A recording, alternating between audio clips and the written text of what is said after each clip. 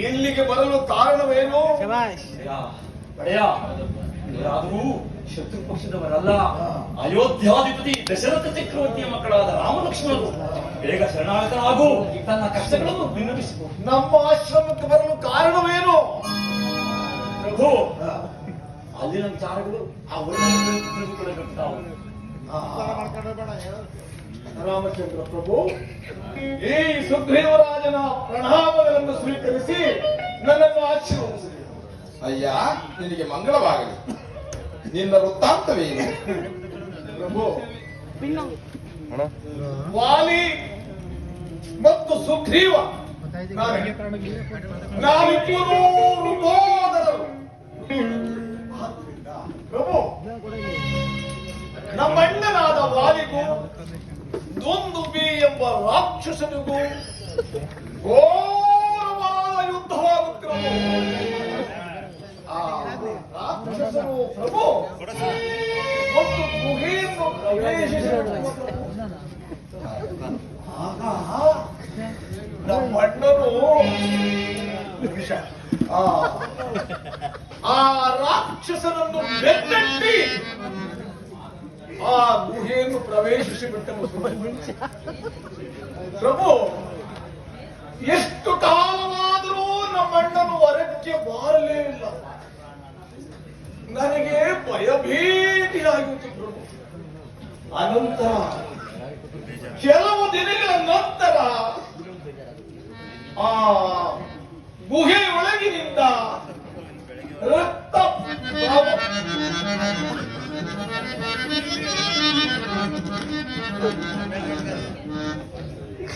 ಆ ಗುಹೆಯ ಒಳಗಿನಿಂದ ರಕ್ತ ಪ್ರವಾಹವೇ ಹರಿದು ನಾನು ಅದನ್ನು ತಂದು ಭಯಭೀತನಾಗಿ ಆ ಗುಹೆಯ ಬಾಗಿಲಿಗೆ ಒಂದು ದೊಡ್ಡದಾದ ಬಂಡೆಯನ್ನು ಎಳೆದು ಕಿಷ್ಕಿಂದೆಗೆ ಬಂದು ರಾಜ್ಯವನ್ನು ನಮ್ಮ ಅಣ್ಣನು ನನ್ನನ್ನು ಆ ಬಾಗಿಲಲ್ಲಿ ಇಲ್ಲದನ್ನು ಕಂಡು ನನ್ನನ್ನು ಕೊಲ್ಲಲು ಉದ್ಯುಕ್ತನಾದನು. ಆಗ ನಾನು ಓಡದೆ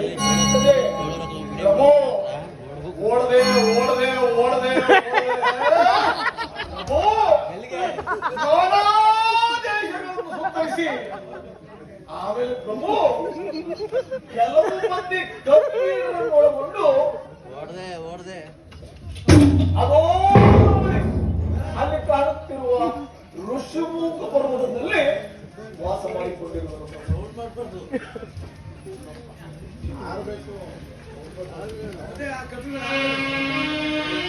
ಪ್ರಭು,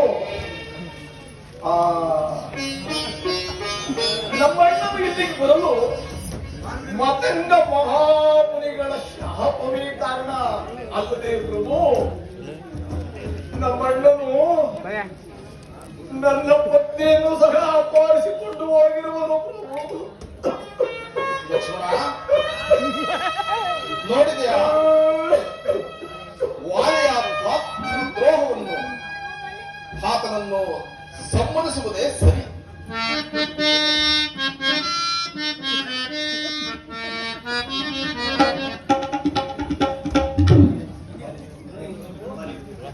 ಸುಗ್ರೀವರಾಜನೇ, ವಾಲಿಯನ್ನು ಯುದ್ಧಕ್ಕೆ ಕರೆ. ನಾನು ಅವನನ್ನು ಸಂಹಾರ ಮಾಡುವೆನು.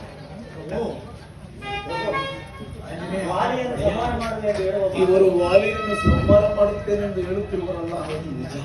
ನಿಜ ಒಡೆಯ, ತಿಳಿದಿಲ್ಲ ನೀನು? ಹಾಗಲ್ಲ ಮಾರುತಿ. ರಾಮಚಂದ್ರ ಪ್ರಭು, ನಮ್ಮ ಅಣ್ಣನು ಪರಾಕ್ರಮಶಾಲಿ ಪ್ರಭು.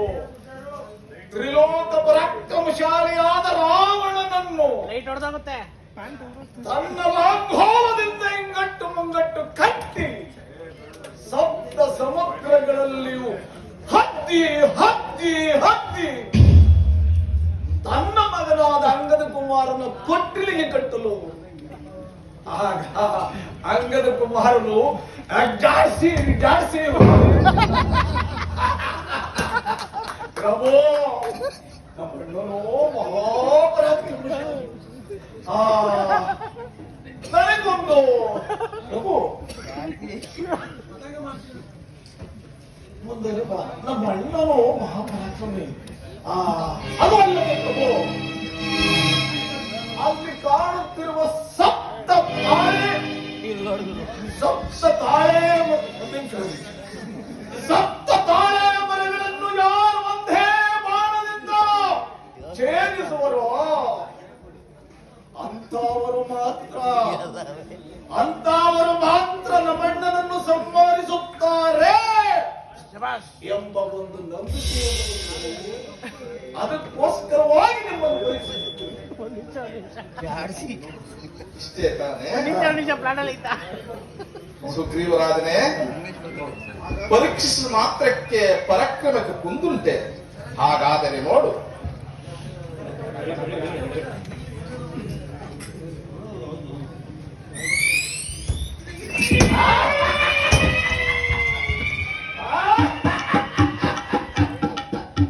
ವಾಲಿ ಮರಣ.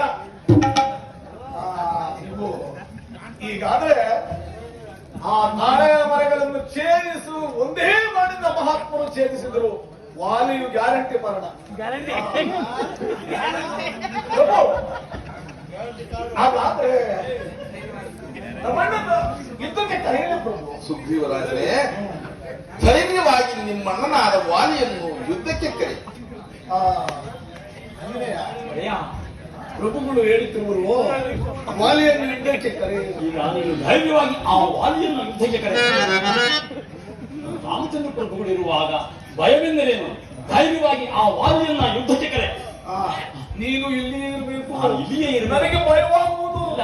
ಒಡೆಯ, ಪ್ರಭುಗಳಿರುವಲ್ಲ, ನೀನು ಇಲ್ಲಿಯೇ ಇರಬೇಕು.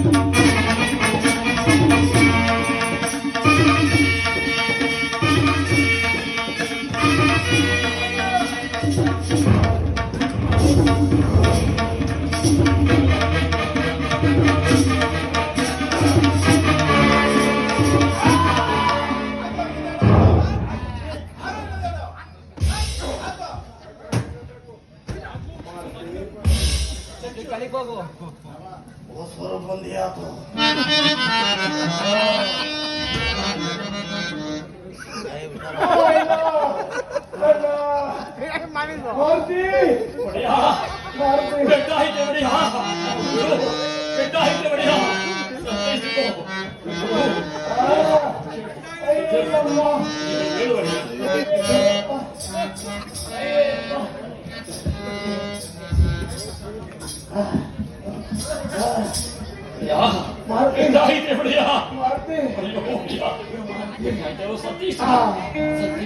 ವಾಲಿಯನ್ನು ಸಂಹಾರ ಮಾಡುತ್ತೇನೆಂದು ಹೇಳಿದ ಆ ಪರಾಕ್ರಮಶಾಲಿಗಳ ಶಕ್ತಿಯನ್ನು ತಿಳಿದಂತಾಯಿತು. ಏನಾದರೂ ಉಪಾಯ ಮಾಡಿ ಅವರನ್ನು ಎಲ್ಲಿಂದ ಕಳಿಸಿ ಬಿಡಪ್ಪ. ಯಾವುದೋ ಬಲವಾದ ಕಾರಣದಿಂದ ಬಾಣ ಪ್ರಯೋಗ ಮಾಡಲಿಲ್ಲವೆಂದು ತೋರುವುದು.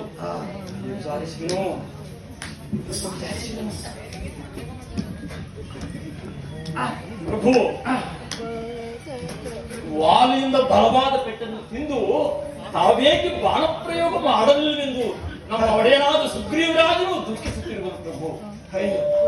ಮಾರುತಿ, ಸುಗ್ರೀವರಾಜನು ವಾಲಿಯು ಒಂದೇ ರೂಪದಿಂದ ಇದ್ದುದರಿಂದ ನಾನು ಬಾಣ ಪ್ರಯೋಗ ಮಾಡಲು ಸಾಧ್ಯವಾಗಲಿಲ್ಲ. ಲಕ್ಷ್ಮಣ, ತೆಗೆದುಕೋ. ಮಾರುತಿ ಅವರು ಹೋದ್ರಲ್ಲಪ್ಪ. ಪುಷ್ಪಮಾಲಿಕೆಯನ್ನು ಸುಗ್ರೀವನ ಕೊರಳಿಗೆ ಧರಿಸು. ಹಾಗನೇ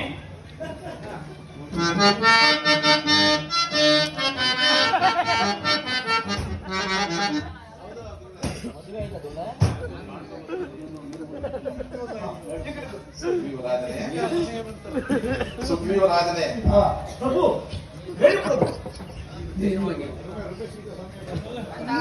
ಧೈರ್ಯವಾಗಿ ವಾಲಿಯನ್ನು ಯುದ್ಧಕ್ಕೆ ತಿಳಿ, ನಾನು ಸಮ್ಮತಿಸುವೆ. ಈ ಜಯಮಾಲಿಕೆ ಇರುವುದು ಪ್ರಭು, ನಾವು ಧರಿಸಿರುವ ಜಯಮಾಲಿಕೆ. ಹೌದು ಸುಗ್ರೀವರಾಜನೇ, ಧೈರ್ಯವಾಗಿ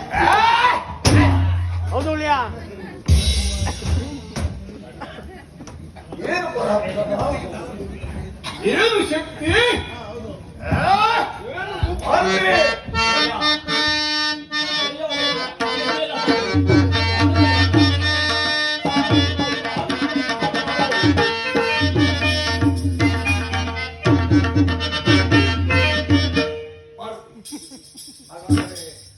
ವಾಲಿಯನ್ನೇ ಮತ್ತೊಮ್ಮೆ ಯುದ್ಧಕ್ಕೆ ಕರೆಯಲೇಬೇಕು.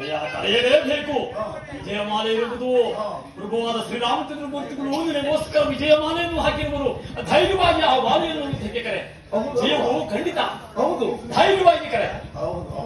ಈ ಸರಿ ಖಂಡಿತವಾಗಿಯೂ ನಮಗೆ ಜಯವಾಗುವುದೇ. ಖಂಡಿತ ಜಯ ಕರೆ. ಜಾಗ್ರತೆಯಾಗಿ ಕರೆ. ನೀನು ನನ್ನ ಜಯ ಇರುವನಯ್ಯ. ನನ್ನ ಪಕ್ಕದಲ್ಲೇ ಇರಬೇಕು. ನೀನು ಇಲ್ಲೇ ಇರುವೆನು. ಹೇಳಬೇಡವಾ?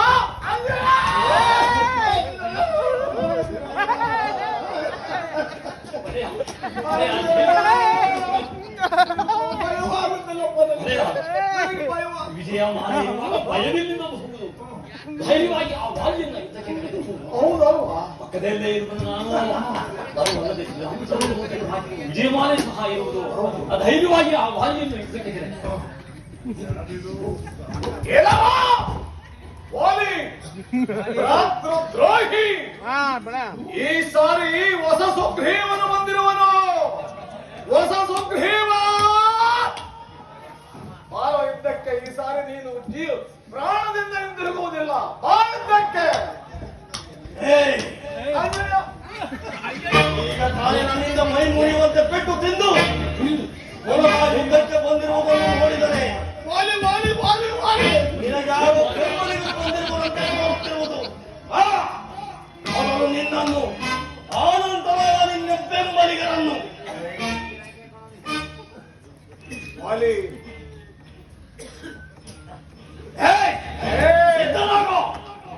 ಇದು ನೋಡು, ಈ ಸಾರಿ ಹೊಸ ಸುಗ್ರೀವನು ಬಂದಿರುವನು. ಹೊಸ ಸುಗ್ರೀವ. ಹೊಸ ಸುಗ್ರೀವ ಹಾ, ಎದ್ದಲಾಗೋ. ಸೆಟ್ಟಲಾಗೋ.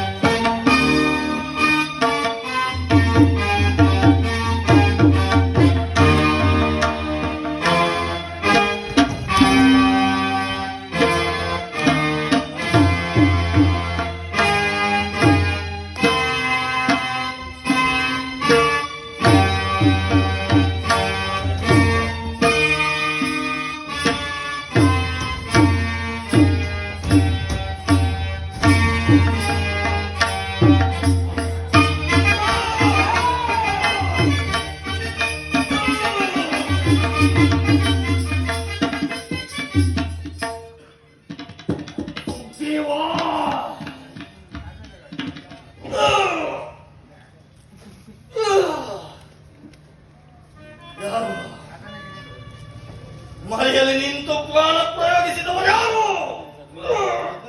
ನಾನು ದಶರಥ ಚಕ್ರವರ್ತಿಯ ಪುತ್ರ ರಾಮಚಂದ್ರ. ಮರೆಯಲ್ಲಿ ನಿಂತು ಪ್ರಾಣ ಪ್ರಯೋಗಿಸಲು ವಾಲಿಗೆ ನಿನ್ನಂತ ಭ್ರಾತೃದ್ರೋಹಿಯನ್ನು ಮರೆಯಲ್ಲಿ ನಿಂತು ಸಂಹರಿಸುವುದೇ ಸರಿ. ಪ್ರಭು, ಸುಗ್ರೀವನ ಸತ್ಯವನ್ನು ಬೆಳೆಸಲು ಕಾರಣವೇನು ಪ್ರಭು? ಸೀತಾನ್ವೇಷಣೆಗೆ ಸುಗ್ರೀವರಾಜನಿಂದ ಯಾಚಿಸಿರುವೆನು.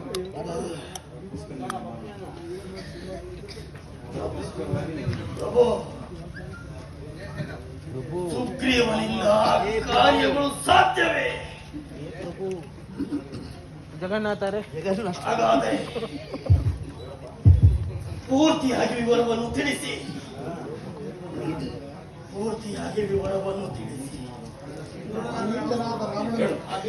ಆ ನೀಚನಾದ ರಾವಣನು ನನ್ನ ಪತ್ನಿಯಾದ ಸೀತೆಯನ್ನು ಅಪಹರಿಸಿದನು. ಆತನ ಆ ಸೀತೆಯ ಅನ್ವೇಷಣೆಗಾಗಿ ಸುಗ್ರೀವ ರಾಜನಿಗೆ ಸಹಾಯವನ್ನು ಕೋರಿರುವೆನು. ಒಂದು ವೇಳೆ ನೀನು ಸಹಾಯ ಮಾಡುವುದೆಂತಾದರೆ ನೀನೇ ನಿನ್ನ ತಮ್ಮನ ಪತ್ನಿಯನ್ನು ಅಪಹರಿಸಿದೆ. ಪತಿವ್ರತೆಯಾದ ನನ್ನ ಪತ್ನಿಯನ್ನು ತರಲು ಸಾಧ್ಯವೇ? ಮೊದಲೇ ಆ ರಾವಣನ ವಿಚಾರವನ್ನು ನನಗೆ ತಿಳಿಸಿದ್ದರೆ ಅವನನ್ನೊಳಗೊಂಡು ಆ ಲಂಕಾ ಪಟ್ಟಣ ಬಂದೆ ಈ ನನ್ನ ಲಾಂಗೋಲದಲ್ಲಿ ಹಿಂಗಟ್ಟು ಮುಂಗಟ್ಟು ಕಟ್ಟಿ ನಿನ್ನ ಪಾದದ ಬಳಿಯಲ್ಲಿ ಕೆಳಹುತ್ತಿದ್ದೆನು. ನೀನು ಮಾಡಿದ ಕಾರ್ಯ ನನ್ನನ್ನು ವಾಲಿಯೇ, ಹೀಗಲೂ ನಿನಗೆ ಬದುಕು ಇಚ್ಛಿದ್ದರೆ ಹೇಳು, ನನ್ನ ಬಾಣವನ್ನು ಉಪಸಂಹಾರ ಮಾಡಿಕೊಳ್ಳುವೆ. ಬೇಡ ಪ್ರಭು, ರಾಮ ಬಾಣವು ಎಂದು ಸಿಹಿಯಾಗಬಾರದು ಪ್ರಭು.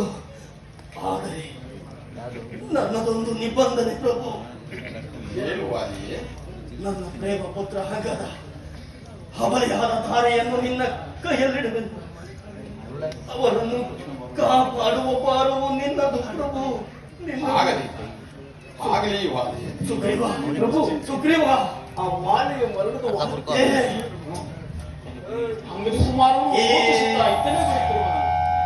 ಸುಮದತ್ತವಾದ ಮಾಳಿಕೆಯಿಂದ ಇದುವರೆಗೂ ನನ್ನ ಪ್ರಾಣ ಉಳಿದಿತ್ತು.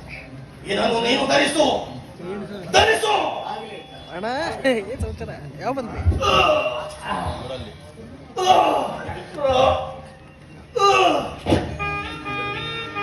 ಅಯ್ಯೋ ಜನಕ, ನಮ್ಮನ್ನು ಬಿಟ್ಟು ಪರ್ವತವನ್ನು ಸೇರಿಯ ಅಣ್ಣ ಜನಕ.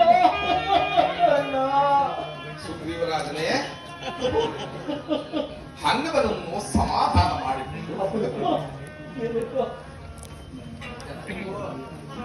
ನಿಮ್ಮಣ್ಣನಾದ ವಾಲಿಯ ಉತ್ತರಾಕ್ರಿಯಾದಿಗಳನ್ನು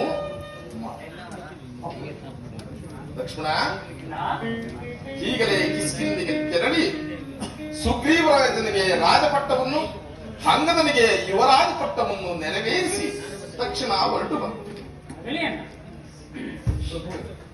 ತಾವುಗಳು ಕೂಡ ಅಲ್ಲಿನವರಿಗೆ ದಯಮಾಡಿಸಬೇಕು. ಸುಗ್ರೀವರಾಜನೇ, ನಾವು ಪಿತೃವಾಕ್ಯ ಪರಿಪಾಲನಾತ್ಮಕವಾಗಿ ಬಂದಿರುವುದರಿಂದ ಪುರಪ್ರವೇಶ ಮಾಡುವಂತಿಲ್ಲ. ಅಲ್ಲಿ